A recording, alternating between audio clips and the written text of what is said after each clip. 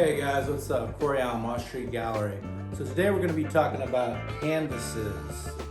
Canvases have been used a long time for artists, especially oil painters. You go to these museums all over the world and they have canvases on the wall because they last a really long time. So especially for oil painters, I think you definitely want to go with a canvas. You can paint on anything, wood, linen, but canvas seems to be the standard for artists. So we're talking about two things. How to make your own canvas, first one, and then if you don't want to do that, you can buy pre-done canvases at a store. So how do you make your own canvas? Well, I used to do this a long time ago because it saves money. Get yourself a roll of canvas. You can buy these in any art store. This one's pre-primed, means it's pre-gessoed, it's ready to go. You can buy raw canvas, but that's another step. You will have to prime the canvas. So get your roll of canvas to paint on, cut it to the size you want, and then you're gonna need these guys, stretcher bars. You can get these in any size. You can make your own if you want, just from wood, which I've done before too, but this one's 24 by 26. They come in all sizes, you just kind of snap them together.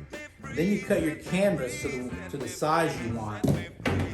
And you're gonna have to cut a little extra over your stretcher bar size so you can pull it. This is where the fun begins.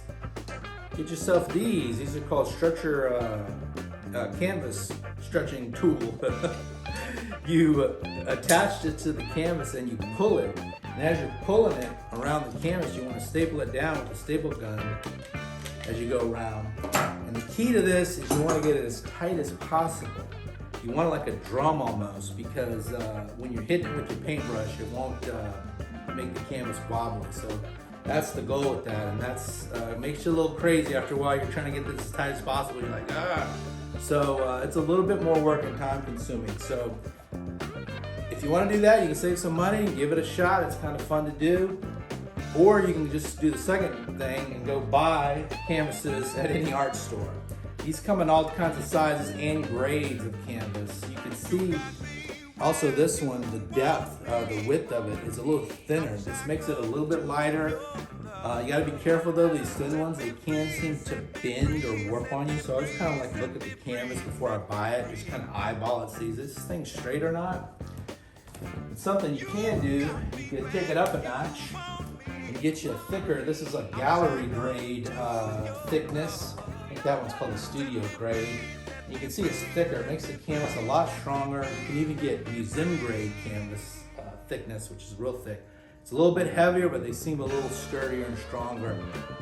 And I will warn you though, don't get canvases at these craft stores. I think they're total junk. Any good art store, you can get a good quality canvas. Winsor Newton, these are art alternatives.